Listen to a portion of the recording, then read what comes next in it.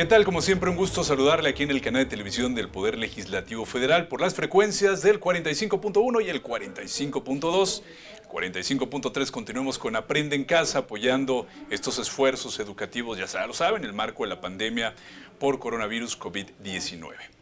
Hay un tema que es muy cercano en nuestro Congreso Federal y que tiene que ver con todas y todos nosotros, y son nuestros derechos sociales. Nuestra Constitución, de hecho, nos da, y muchas veces no lo observamos, nos da muchos derechos sociales, una Constitución con un espíritu de derechos sociales, pero todos los años nuestras y nuestros representantes tienen nuevas propuestas, revisan los derechos que tenemos las y los ciudadanos en nuestra Carta Magna, en la legislación secundaria sobre estos temas, y es por ello que hemos invitado a platicar aquí en el estudio de noticias del Congreso a la presidenta de la Comisión de Seguridad Social, la diputada Mari Carmen, a quien le agradecemos muchísimo que nos dé unos minutos al canal del Congreso. Muchísimas gracias, diputada. Hola, muy buenas tardes, días. Bueno, saludando a todo tu auditorio.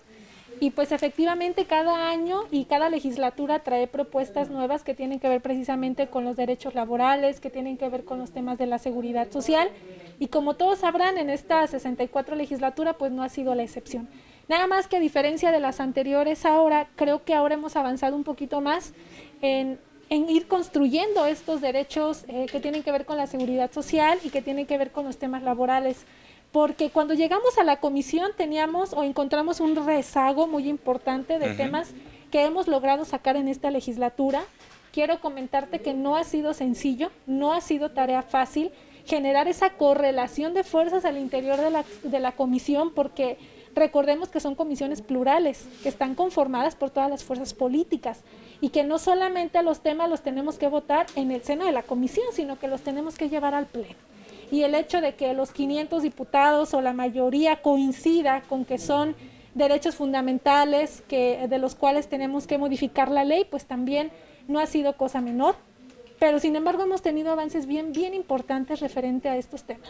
Diputada, un tema que se publicó recientemente en el Diario Oficial, esto quiere decir que es un derecho que ya está vigente y que tiene que ver con las guarderías, con los centros de desarrollo infantil, en algunos otros lugares dicen, en un momento eran únicamente visibilizados y garantizados para las mujeres y ahora también para los varones.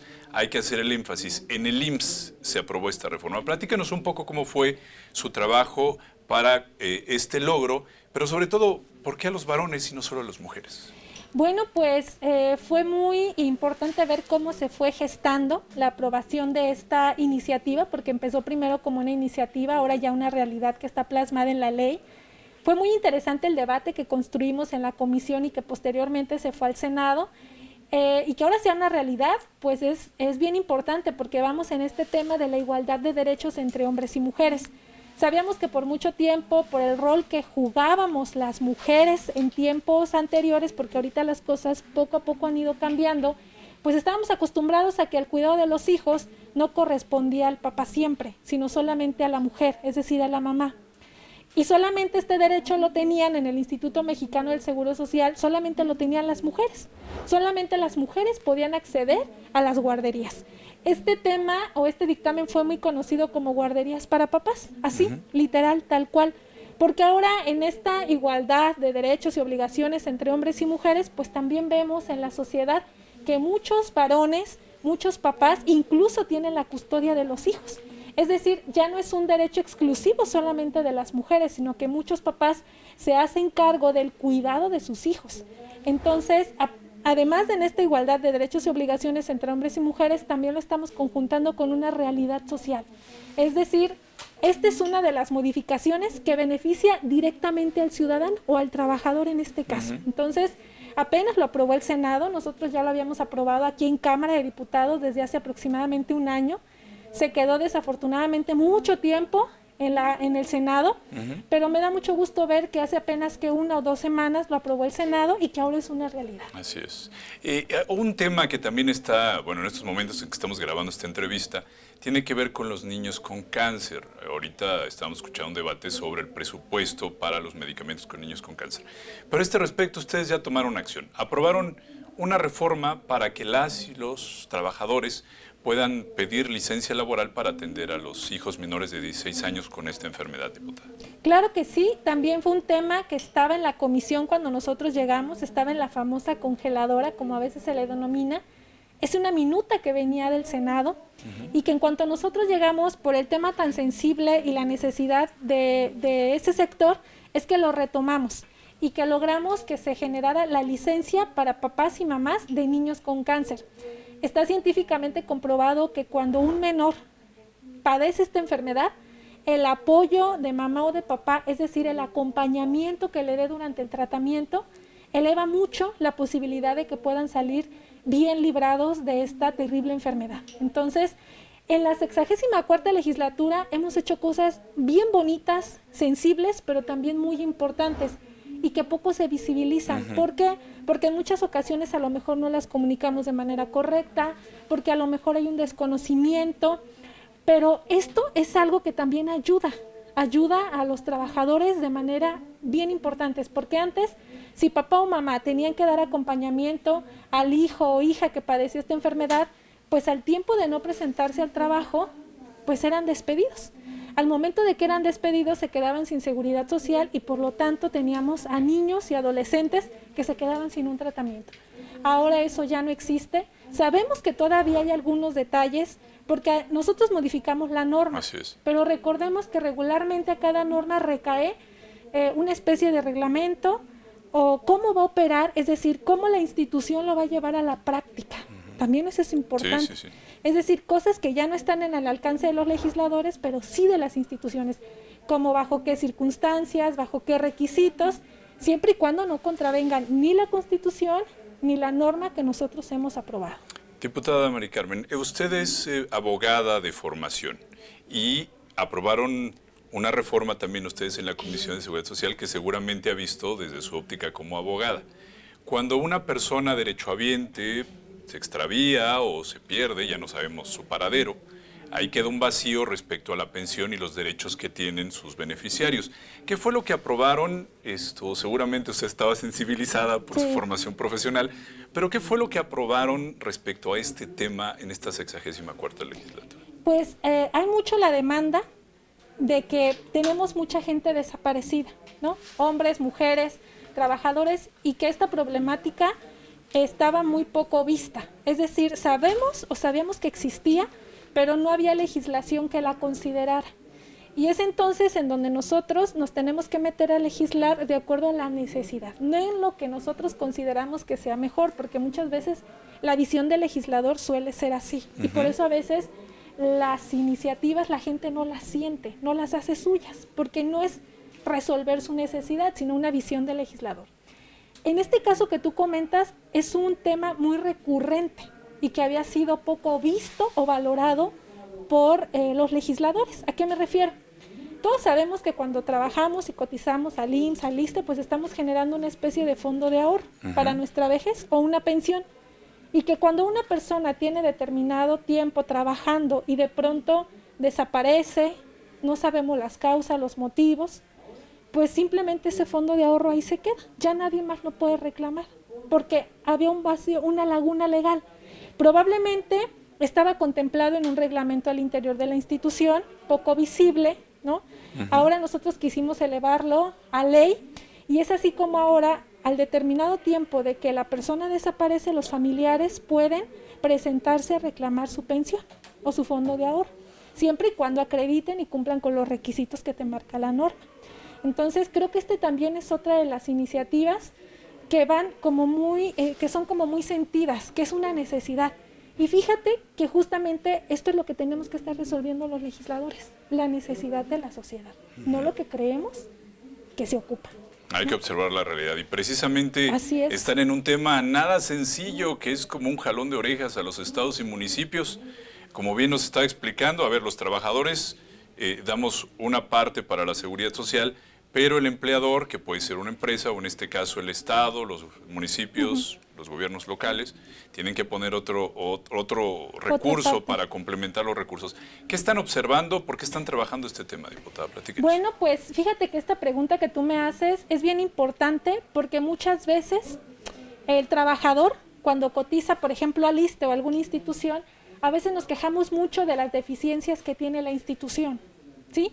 Es que no tenemos médicos, es que no tenemos medicamentos, es que no hay clínica y estoy cotizando y cada quincena me descuentan, pero voy y me dicen que no hay medicamento. ¿Qué está pasando? Y que también a veces no lo entendemos porque el trabajador dice, a ver, tú a mí me estás descontando y como cada quincena me estás descontando independientemente de que yo ocupe el servicio o no, pues lo menos que necesito o que ocupo es que me des un buen servicio. Bueno, el ISSSTE, ¿qué está pasando con el ISSSTE? El ISSSTE es la aseguradora de los burócratas en nuestro país, un término muy coloquial, ¿no? Sí. De los trabajadores al servicio del Estado. ¿Qué viene pasando en el ISSSTE? El ISSSTE trae un déficit de más de 63,000 millones de pesos, casi 64,000. ¿Y de dónde viene este déficit? Bueno, pues todos sabemos que algunos estados adeudan a la institución. ¿Qué significa esto? Que, por ejemplo, un estado, mi estado, Michoacán, adeuda cerca de 5,000 millones de pesos al ISSSTE. Y resulta que a los trabajadores michoacanos, a los maestros, a los que están dados de alta al ISSSTE, sí les descuentan, pero el patrón no entera el recurso a la institución. ¿Cómo no lo entera? No lo entrega. Y entonces, por eso nos quejamos de un mal servicio, porque al final, cuando el patrón no paga, los estados y los municipios no pagan, entonces se va generando un boquete financiero, lo que imposibilita para prestarte un mejor servicio. Eso viene sucediendo. ¿Qué estamos aprobando? Que el ISSSTE pueda cobrarles, porque quiero decirte que ahorita el ISSSTE no puede cobrar, solamente hace cobros de buena onda. Entonces, por eso es que los estados no pagan y ahora le estamos dando como dientitos para que el ISSSTE pueda cobrarles. Ok, y esto va a ser a través de esta reforma. ¿En qué momento están de esta discusión, diputada? ¿Ya la van a aprobar? ¿Han venido funcionarios del ISSSTE? ¿Han venido estados y municipios a decir, no, por favor?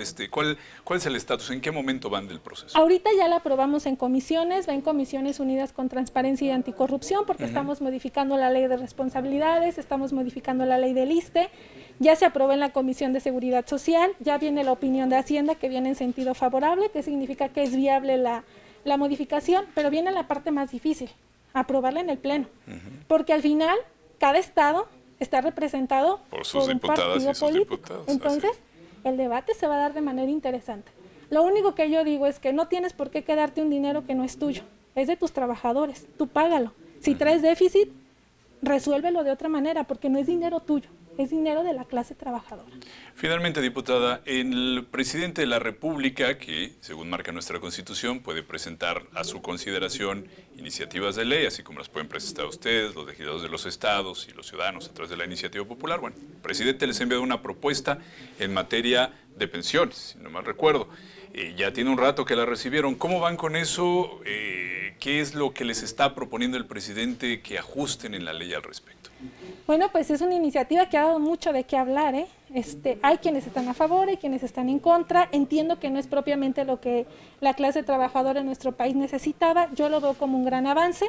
Es una iniciativa que ya llegó a la Cámara de Diputados, está en la Comisión de Hacienda como dictaminadora, la turnan a la Comisión de Seguridad Social para opinión.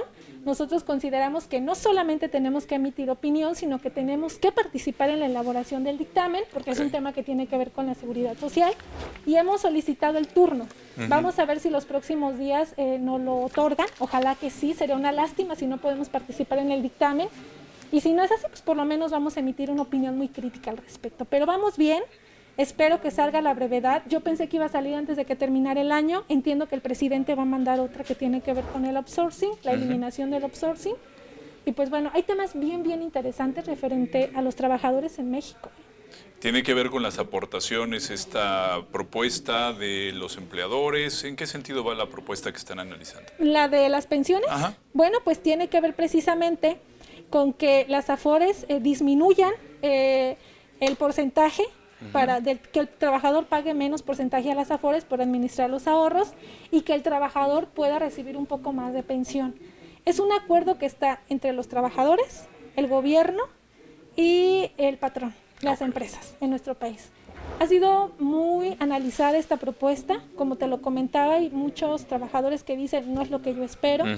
Yo lo considero, aunque no sea lo que se esperaba, porque así lo han dicho propiamente, considero que es un gran avance.